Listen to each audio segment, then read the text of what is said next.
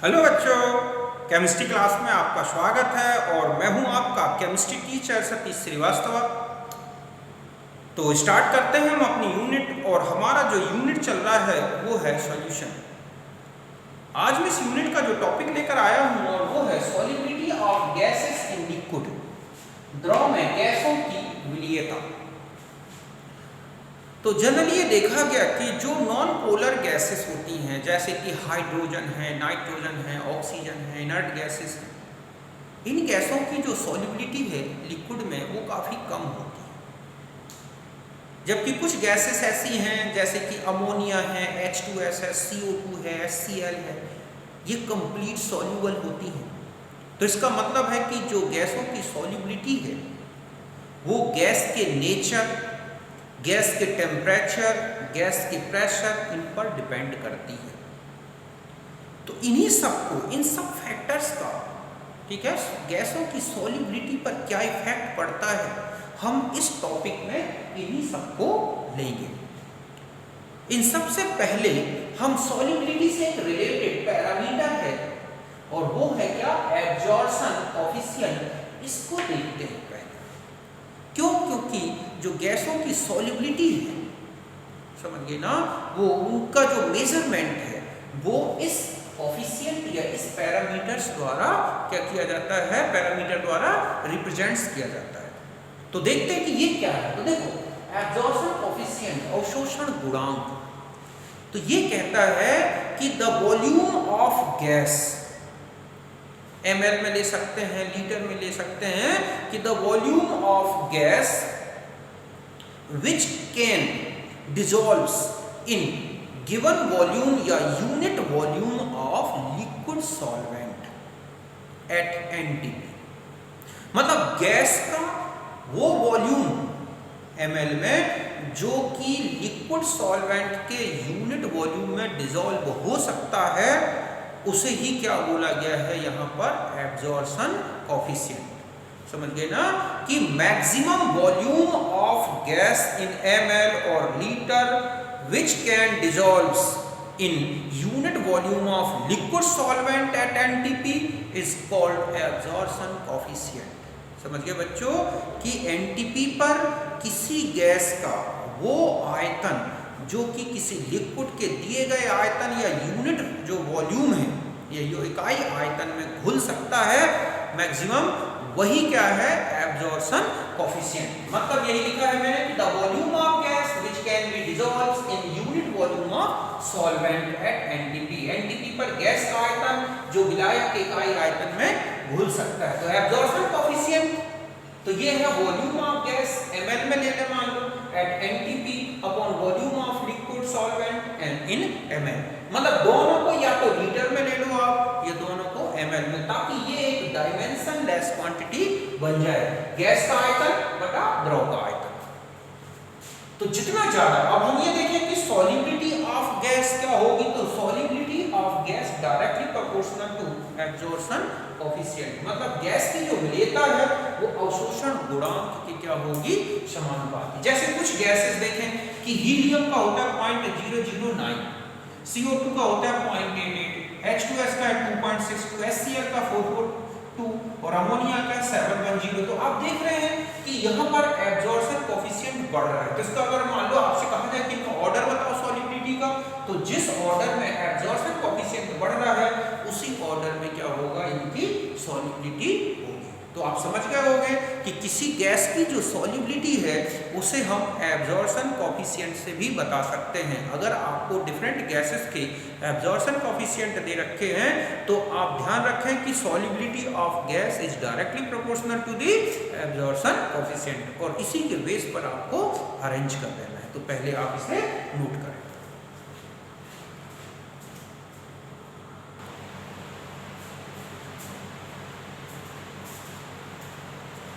अब देखो, गैस का जो मतलब है कि किसी भी गैस की लिक्विड में जो सॉल्युबिलिटी है उस पर प्रेशर का क्या इफेक्ट पड़ेगा, इसको एक लॉ द्वारा दिया जाता है और उसे बोला गया है हेनरी लॉ।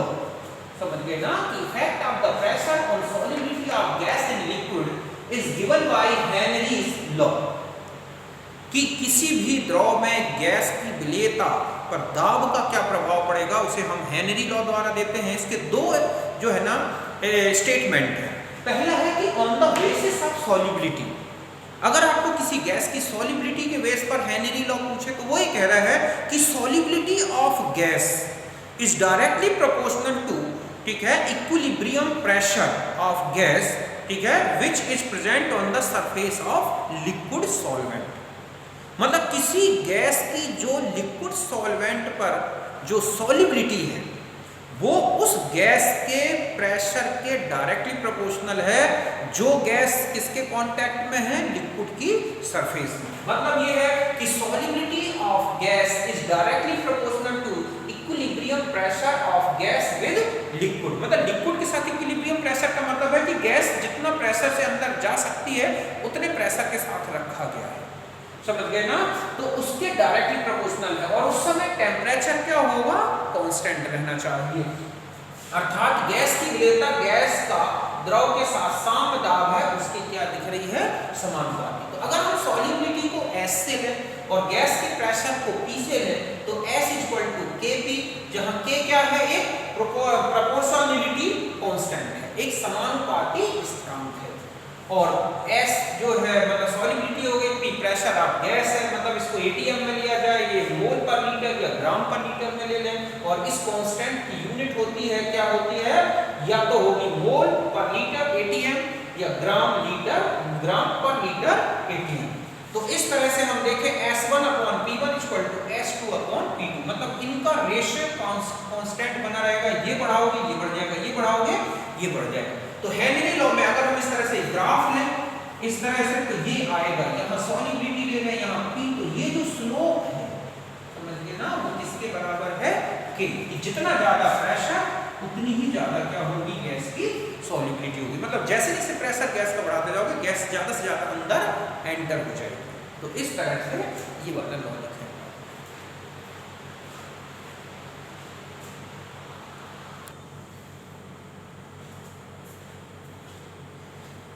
अब देखो हम अगर हेनरी लॉ का एक सेकंड स्टेटमेंट देखें तो वो इस तरह से दिया गया है। ये तब के लिए है जब लिक्विड सॉल्वेंट की सरफेस में बहुत सारी गैसेस कांटेक्ट में, जैसे मान लो हाइड्रोजन भी है, हीलियम भी है, नाइट्रोजन भी है, तब ऐसे में ये कह रहा है कि ये लॉ इस तरह से बोला गया कि mole fraction of gas in liquid phase means solvent is directly proportional to partial pressure of component या कॉन्स्टिट्यूएंट गैस।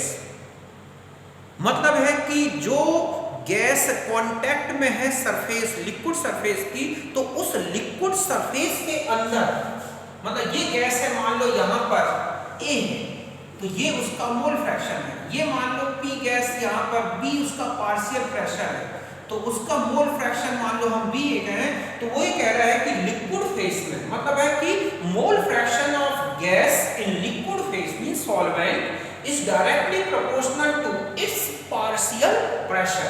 मतलब यहाँ पर जो भी गैस ली गई है उसका पार्शियल प्रेशर ज्यादा होगा तो लिक्विड सरफेस में उसका मोल फ्रैक्शन ज्यादा होगा। ठीक इसी तरह से मान लो P भी गैस है तो उसका पार्शियल प्रेशर तो उसका मोल फ्रैक्शन, मतलब यहाँ पर जिसका पार्शियल प्रेशर ज्यादा लिक्विड फेज में उसका मोल फ्रैक्शन अर्थात वो गैस उतनी ही ज्यादा क्या हो जाएगी, डिसॉल्व हो जाएगी। मतलब अगर हम ये कहें कि solubility is directly proportional to, ठीक है, मोल फ्रैक्शन ऑफ गैस, तो वो कह सकते हैं डायरेक्टली प्रोपोर्शनल टू, ठीक है, पार्शियल प्रेशर ऑफ गैस।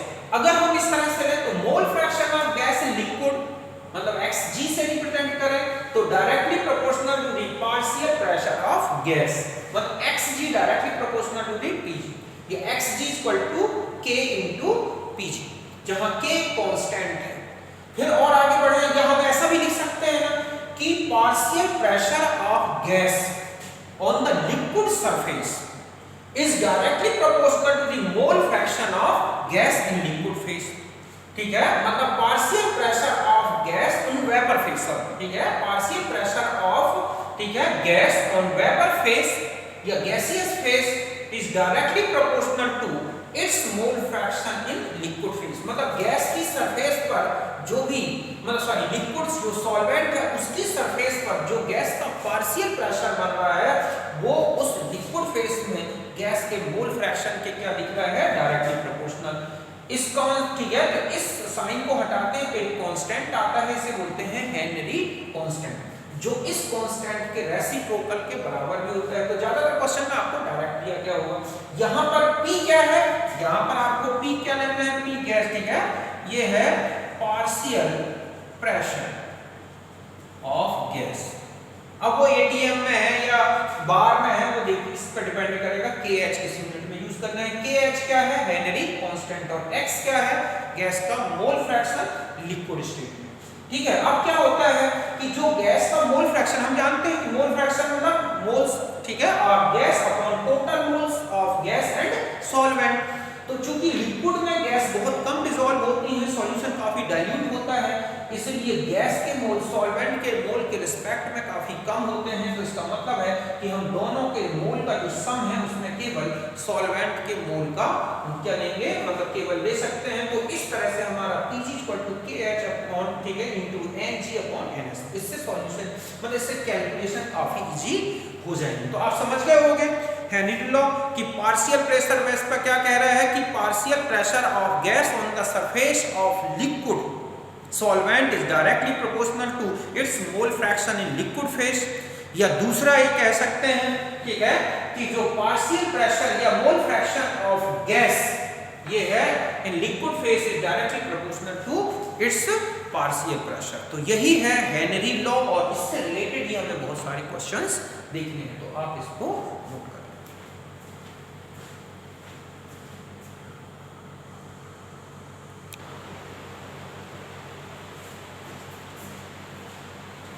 देखो कुछ कैरेक्टरिस्टिक्स में हेनरी कांस्टेंट के बता दूं। पहला है कि KH की जो यूनिट होती है, अर्थात KH की जो इकाई है या तो एटीएम में होगी या बार में। क्यों? क्योंकि अगर आप देखें कि इसकी कोई यूनिट नहीं होगी तो इसका मतलब है कि जो इसकी यूनिट होगी वही इसकी यूनिट होनी चाहिए। समझ गए ना।